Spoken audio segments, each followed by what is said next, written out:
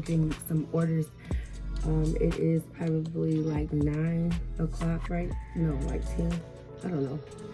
But anyway, so here's my first order that I packaged with the thank you sticker. So these little things right here been going like hotcakes.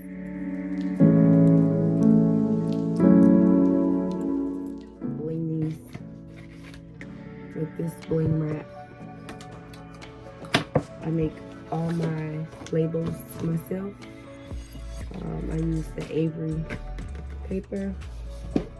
And then this is my QR code that I put on the back of my trays. And then just got like a poly melon from Amazon. And then the Blazin Susan paper goes in here with. The first thing I do is print out my orders.